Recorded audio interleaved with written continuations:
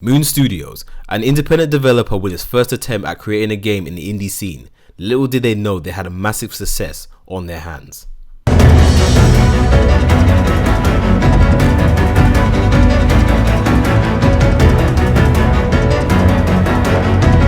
What's happening, you lot? It's StealthDeception in the scene once again, and we're back with another review. This time we're looking at Ori and the Blind Forest. Now, it did not take much convincing for me to check this game out.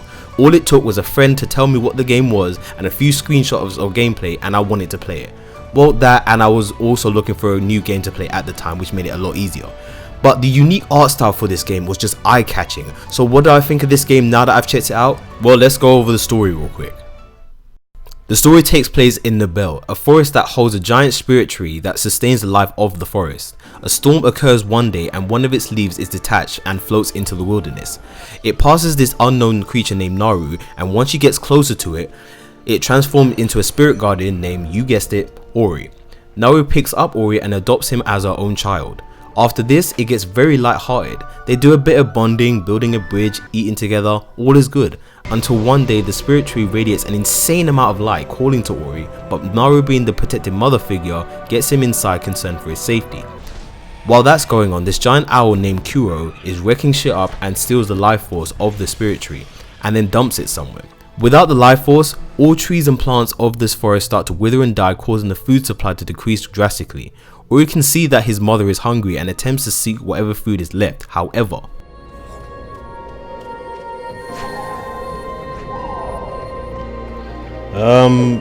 what's about to happen here?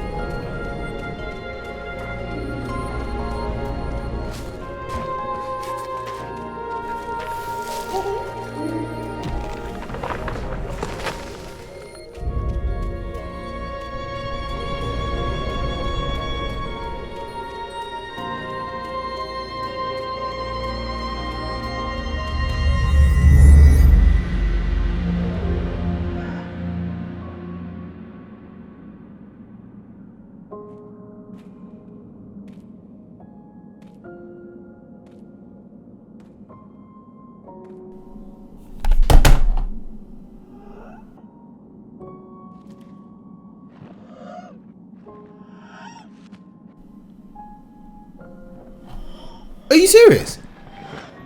Yes, soon after, Naru dies because of starvation. Talk about grabbing you and pulling your heartstrings all at the same time. Now that Ori is all alone, he's just wandering across the wilderness, frail and weak also because of lack of food intake, and collapses near the spirit tree, which restores him back to full health. Once Ori is restored, shortly after he finds Sane, the life force that Kuro dumped earlier, and explains that due to Kuro's attack and the spirit tree using its remaining power to restore Ori, the spirit tree is now on the verge of dying. So your ultimate goal is to restore the three main elements, the elements of waters, the elements of winds, and the elements of warmth, all before it's too late. Once your target is set, you're on your way on a non-linear adventure. Sane will set waypoints on where you need to go, but it won't exactly tell you how to get there. That's all up to you. This gameplay style reminds me a lot of the Metroid series, which I'm a huge fan of, so I was immediately aware of what I was getting into here, and I was right. It's all about exploring the many different areas the game throws at you, whilst solving various puzzles and finding all sorts of power-ups and upgrades whilst beating the main objective. When you find Sane, it's one of your main methods of attacking enemies. The Spirit Flame is what Sane uses to attack enemies and can attack at a decent range. It automatically homes in on the closest enemy and will always get them as long as you're in range. And I'm serious, you can have your back towards the enemy and the Spirit Flame will still target them. And I like this mechanic because some of these enemies just move all over the place, so could you imagine having to manually aim at these motherfuckers? It would be a massive pain in the arse. Anyway, as you progress, you stumble across these ancestral trees that used to be spirits that died. Once you've absorbed their light, you gain access to their abilities, which includes a wall jump that allows you to scale across walls to get to higher areas, a charged flame attack which is used to deal a huge amount of damage and break certain walls and containers, a stomp attack that can be used to break unstable ground and also deal massive damage.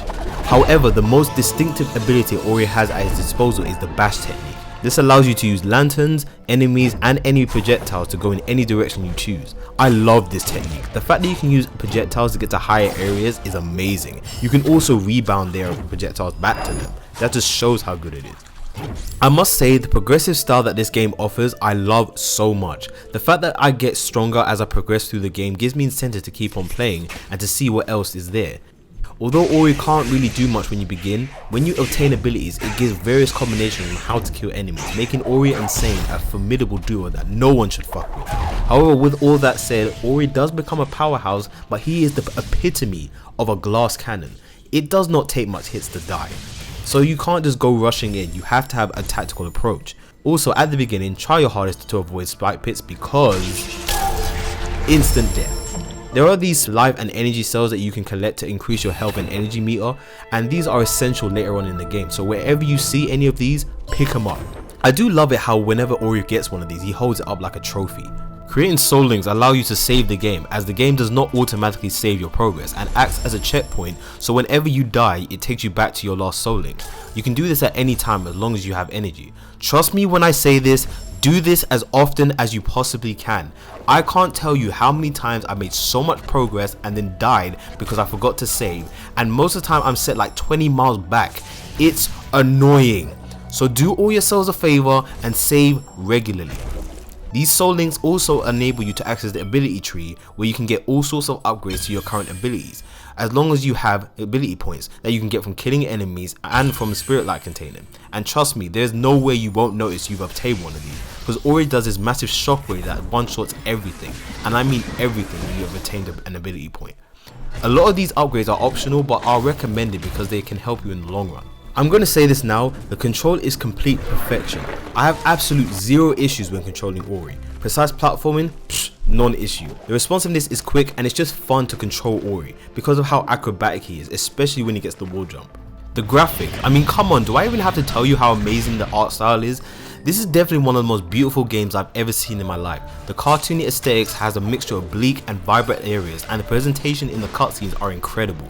I'm always amazed during these cutscenes, and it just helps that the whole game is accompanied by a mesmerizing soundtrack that immerses you into the atmosphere.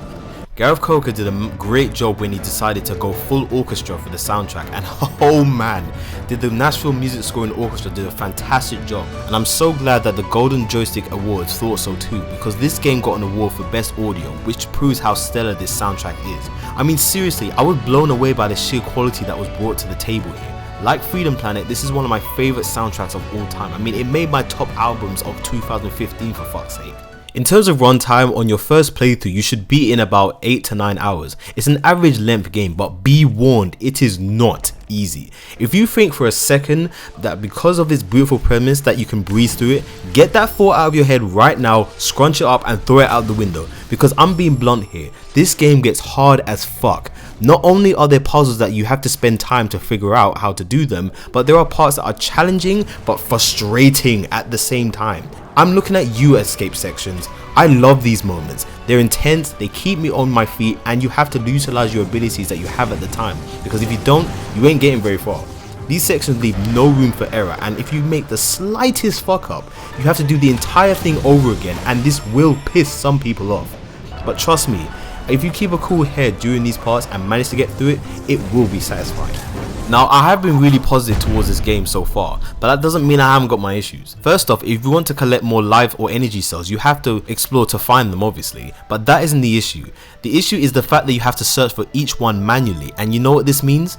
Well, unless you're a very inquisitive person and you happen to stumble across every single one during your playthrough, it means a shitload of backtracking. There are upgrades in the ability tree that allows you to locate them on the map, but you still have to manually search for each one with no faster method available. Say I'm here and I want to get this energy cell over here.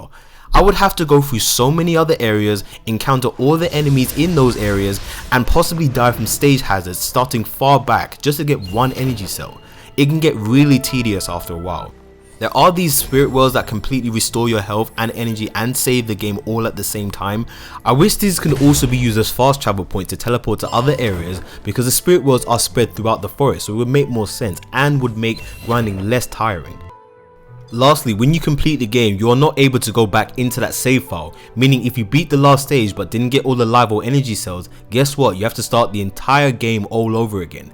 Why? Who thought that was a good idea? I was so annoyed when I found out I couldn't go back after I completed it for the first time. Even though luckily I did want to play the game again at some point because I like what I played, but still, what was wrong with adding an option to go back to where you previously were, or a choice to go to anywhere in the forest now completely restored? That would have made more sense.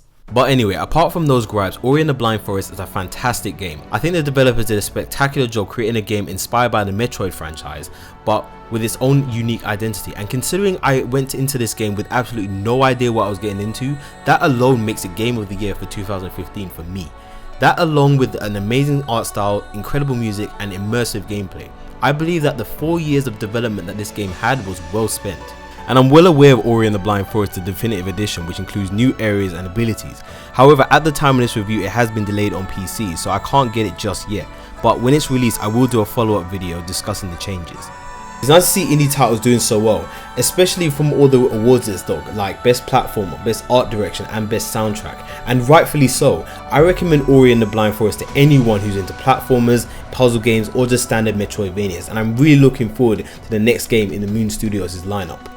But and you know what, it feels really good to be back doing gaming reviews. I mean, I can't believe that it's been over a year since my last one, and be forewarned, as I've stated in my previous videos, I'm now doing gaming reviews from now on. So the next game that I will be reviewing will be Rise of the Tomb Raider, so look forward to that. And with that said, thank you guys for watching, and until next time, this is Stealth signing out.